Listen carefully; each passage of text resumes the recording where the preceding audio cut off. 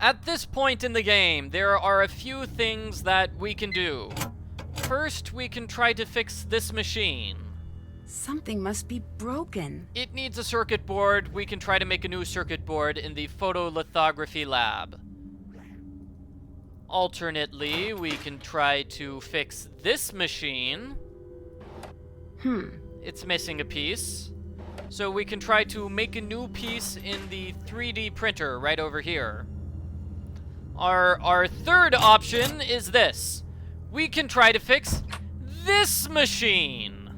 I need to find a way to fix this. So yes, we have 3 machines in this lab that need to be fixed. Basically, this is the worst lab ever. Everything is broken, run down, needs to be replaced.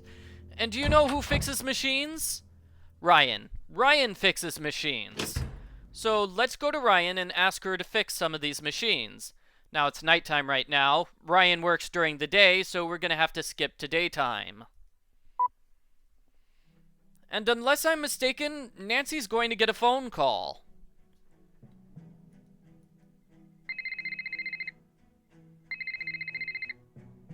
Hey there, Nancy Drew. Hi, Deirdre. Are you in Colorado by any chance? Yes, how did you know? Some friend of my dad's called me for a reference for you. And you gave him a good reference? Well, I told him the truth. That was very nice of you. Was it? By the way, don't make a habit of it. Okay? Bye. Wait, hang on a sec. I might need some outside help with this case. Did you forget that I don't like you? No, but I know you're studying criminology, and maybe someday I could help you out. Oh, a non-specific promise with the word someday. Sounds too tempting to ignore. Yet, here I go. Okay, everybody, that was Deirdre Shannon. She does not like Nancy, and she's responsible for getting Nancy this job. Deirdre was in Alibi in Ashes. She also appears in a couple of the Nancy Drew books. She's basically a mean person. She doesn't really like Nancy, and apparently she calls up Nancy just to say mean things to Nancy, which is really, really horrible. It just makes me so upset, so mad that I could scream. Yeah, like that. I could scream like that. Ah! Well, okay, maybe Ryan's better at screaming than I am. What's happening? Are you okay? I'll never be okay again. What is that thing? An abomination of technology. It's some creepy robotic cat that someone, I suspect Mason, is tormenting me by leaving all of its awful parts everywhere. I've seen one of those before. If I find all of the pieces, I bet I could put it together. As long as you promise to throw it into a fiery volcano once it's completed.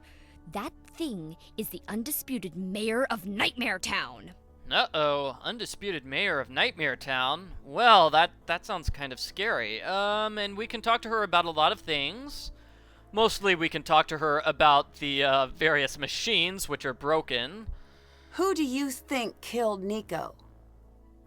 A little part of me thinks it's Gray. Why? I'm a little scared of him. Well, he is kind of scary. Me too. You and me are terror twins. Those two had a strange relationship. They fought constantly, not sure why. You know, I have a feeling that Gray sort of fights with everyone, though. Yeah, you know? You snuck in without logging in the day before the murder. Why? I lost my key. It happens. Isn't this place extremely well secured? The labs are. Building. I have my tricks. And no, I'm not sharing. Oh, come on. Don't you want to share with your terror twin? Come on, Ryan. Ryan, we screamed together. No?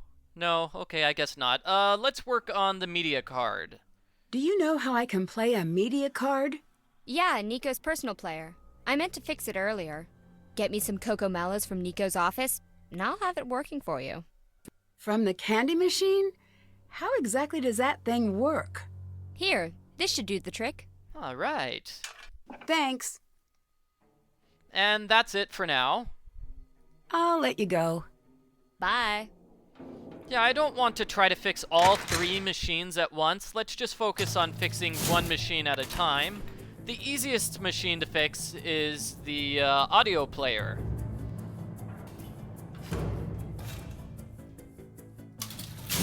Alright, so let's go over here and get some candy.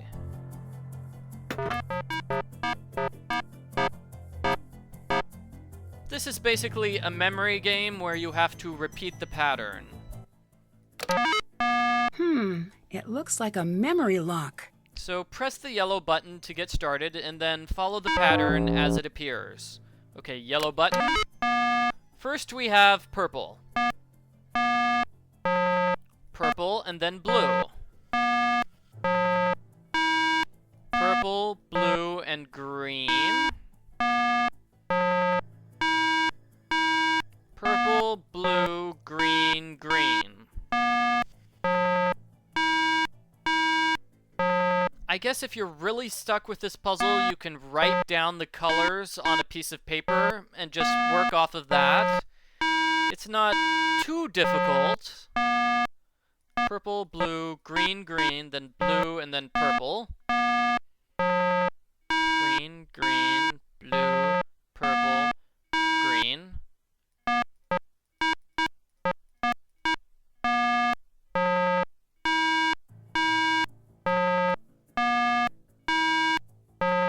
Okay, I think this is it. Oh, no! 4, 5, 6, 7, 8, 9. I guess it's a 9 combination lock. Okay, well that's still rather simple. You only have the top 3 ones to worry about. You never press the bottom one. Great. Just what Ryan wanted. Of course, if you're playing on Amateur Sleuth mode, you have a different pattern to follow. And I'm pretty sure the pattern changes every single time you play the game. In any case, simple enough puzzle. Just follow the pattern. Now let's go upstairs to my terror twin. How's it going, horror buddy? Hi. Here's the candy bar you wanted. Great.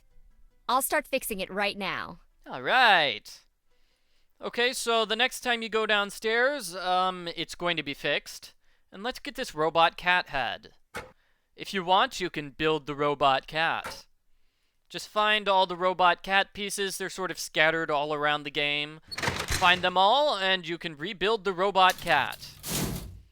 You don't have to do this, but, you know, it's sort of a fun little thing to do. An interesting little challenge. Alright, so now the machine is fixed. Let's listen to Niko's audio diaries. It's Wednesday. I've clocked 49 hours of work this week. I found another note from Ryan on my door this morning. This time a threat. She continues to surprise. She's smarter than she looks. And then later she confronted me by the couch in the lounge and handed me another of her threats. I didn't bother taking it with me. Oh no, Ryan is leaving threats? Ooh, that doesn't sound good. Threats in the lounge. The coil as is, it's little more than a plaything. I can't get the proper flow using the original design. I've got schematics drawn up for an entirely new prototype, but maybe that step isn't necessary. The math is solid, and the small-scale experiments are running at an efficiency of about 80%, and that's using the old design. I checked in on Mason's work today. He has the strangest attraction to exactly the work I'd most like him to avoid. I'm starting to question if he knows what he's toying with. I've made my message to him clear, yet he keeps going back to the rough materials application portion of the process. Perhaps it's time Gray tightens up the network to keep him in line. Maybe it's time to replace him. He's been less of an asset than I expected anyway. Okay, well it sounds like there was tension between Mason and Niko, and it sounds like Ned is watching an awesome movie. I'm finding myself spending more and more time down in my study in a state somewhere near sleep. Viewing the schematics in my mind, looking for flaws. Doesn't make sense and I'm finding none.